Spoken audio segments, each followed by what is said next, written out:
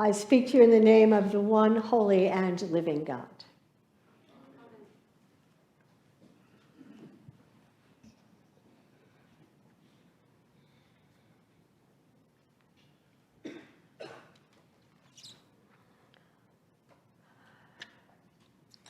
Well, sometimes I find it almost impossible not to take the bait and swallow things that come at me from outside. Anybody else have that experience? You know, cat calls and robocalls and family forgetting to call and cyber threats and viral threats and threats to my right to choose and equality of my status as a single woman. Sometimes I find it almost impossible to reject charges that cite me as the source of other people's problems, deploring me for being white and having access to home, health, and happiness. Sometimes I find it almost impossible to fend off fear of unprovoked violence and, just nuclear disaster. Sometimes I find it almost impossible to dodge the grandstanding of politicians' tongues, denying responsibility for the havoc they wreak upon we, the people. And so I wonder if 3,000 or so years ago, the kings Saul and David felt similarly. Sometimes impossible to fend off the things that come at them from outside. In the Hebrew text, 1 Samuel, David is a favored one. He's the youngest of Jesse's 8 sons, a shepherd boy who's called from his flock to be anointed by Samuel, king of Israel, at the same time that Saul is still king. Saul is jealous. He's jealous of David's popularity. He fears his throne is threatened. And so Saul attributes his ill-favored thoughts and feelings to David.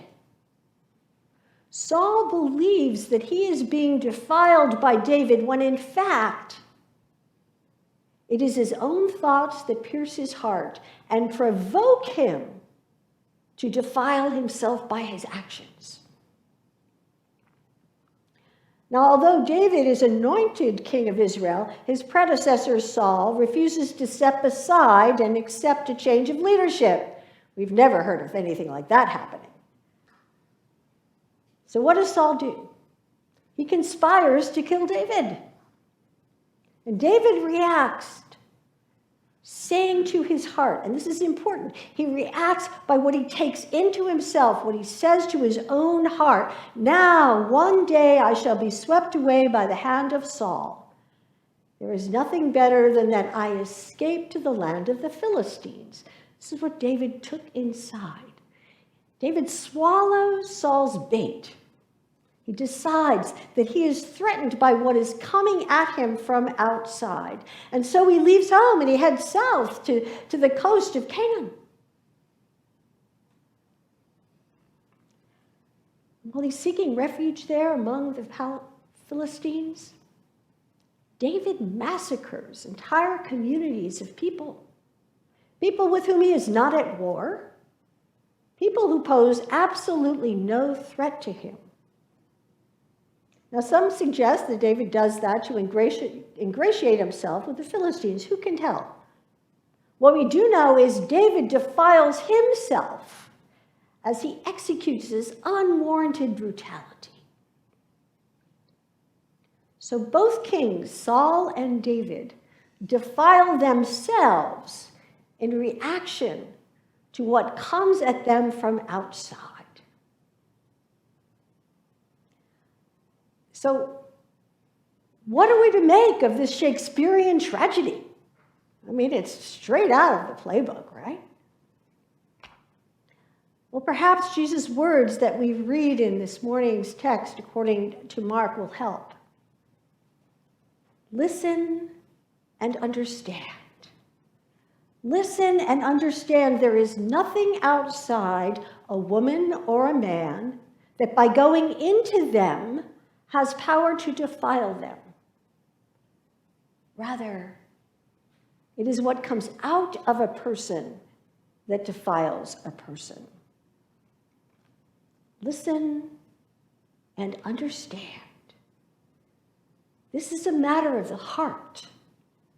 It is from within our human heart, that evil thoughts come. And evil thoughts give rise to evil actions. And it is in the executing of the evil actions that we defile ourselves.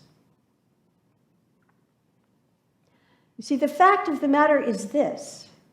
Regardless of what other people say or threaten or even actually do to us, defilement does not come from others. Defilement rises from within ourselves. Nothing anyone says or does can disgrace, degrade, dishonor, defile us, unless, and this is the key right here, unless we take the bait and swallow it, unless we take their words or their ways to heart. We take it from the outside in. Think of it this way. The innocent women, men, children, animals that are massacred by David, they're not disgraced or dishonored or defiled. David is defiled by his thoughts and his actions. The students and teachers who are murdered in the 27 school shootings that have happened so far this year, they're not degraded or defiled. The shooters are, by their actions. When we are subjects of every kind of verbal or physical abuse or slander, we are not degraded, dishonored, or defiled. The perpetrators are, unless we swallow the bait and take it in. Listen and understand. We are only defiled when we take the bait and swallow the double-dealing devilry that attacks us from outside. And it comes from every direction, from close at home, from the media, and from across the planet. We are only defiled when, like Saul and David, we take what is happening outside of ourselves to heart. And by swallowing the bad blood that comes from outside, we violate our own hearts. And then what happens? Feeling victimized, we look for someone or something to blame. And as quick as we land on a target, we strike out with our words or with our ways, and voila, there we've done it. We strike out, we defile ourselves. Listen and understand. It is not what is outside of us that defiles us. Rather, it is what comes through us, comes out of us, that defiles us. Here's the thing. I believe that we, the people of God, have wasted far too much time endorsing those by whom we feel victimized. We've spent far too much energy composing lists to explicate the ways in which we have been defiled from outside. I mean, don't you see? We violate our own hearts when we swallow labels that define us as victims of sexism, classism, racism, ageism, ableism, patriotism, conservatism, progressivism, socialism, nationalism, whatever ism you can think of. Believing that we are defined and defiled by what comes from outside, we cram ourselves into ever smaller boxes, and then we fight like hell to get out. And in that fighting, we defile ourselves.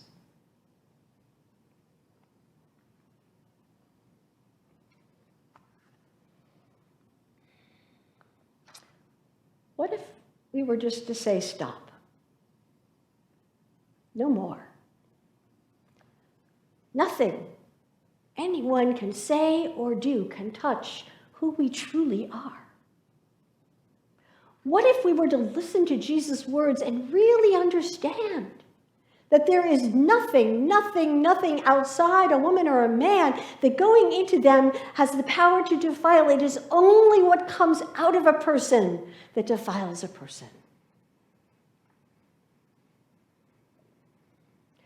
See, dear people of God, the deepest truth of ourselves is safely hidden in the cave of our hearts, and it is not subject to misuse or abuse from outside.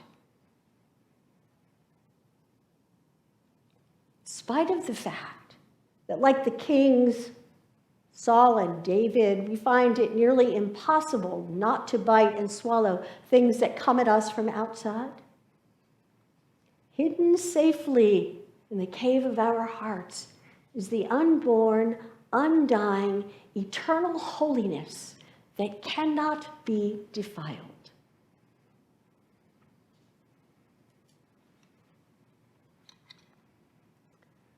So let us stop.